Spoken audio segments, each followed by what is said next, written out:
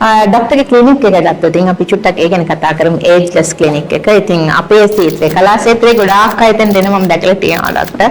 ඉතින් ඒ විශ්වාසයත් එක්ක තමයි ඒගොල්ලෝ එන්නේ. ඉතින් එතෙන්ට එන කෙනෙකුට එන්න හිතාගෙන ඉන්න කෙනෙකුට මොනවාද එතනින් ගන්න පුළුවන් ට්‍රීට්මන්ට්ස් ડોක්ටර්? කියන්නේ වය විශේෂයෙන් ඒජ්ලස් කිව්වහම කොහොමත් වයස සම්බන්ධයෙන් ප්‍රශ්න තියෙන අයට දැන් මුලින්ම මම කායික රෝග විද්‍යාව පිළිබඳ MD උපාධිධාරයෙක්. ඒකට ඒ සම්බන්ධව සාමාන්‍ය වෛද්‍ය විද්‍යා උපාධියට පස්සේ අවුරුදු විශේෂිත පුහුණුවක් ලබලා තියෙනවා.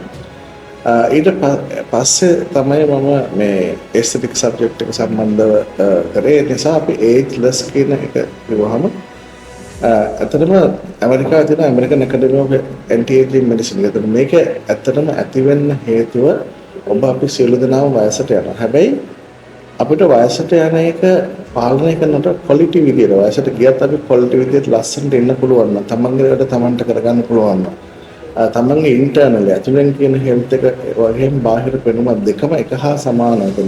ඔබගේ ඕගන්ස් අපේ ලිවර් එකේ කිඩ්නි එකේ හાર્ට් එකේ මොළයේ ක්‍රියාකාරීත්වය හොඳට තියාගන්නා නම් ඔබ ලස්සනට ඔබගේ කටයුතු කරගෙන යන්න පුළුවන් නම් මේක තමයි වෙන්න ඕනේ. ඉතින් මේක කිරීමට අපි විශේෂිත ප්‍රතිකාර ක්‍රමයකට අපි ප්‍රතිකාර කරනවා. ඉතින් මේ වගේ බාහිර සහ අභ්‍යන්තර වුන් සූපත් කරන ගමන් බාහිරව පෙනුම අපිට පුළුවන් ඔහුගේ ඇත්ත පෙනුමට වඩා වයස අවුරුදු ගණනාවක් 10ක් 15ක් 10ක් කියලා ගමු අඩු කරලා පෙනීමට සලසන්නේ වයසක කෙනෙක්ට.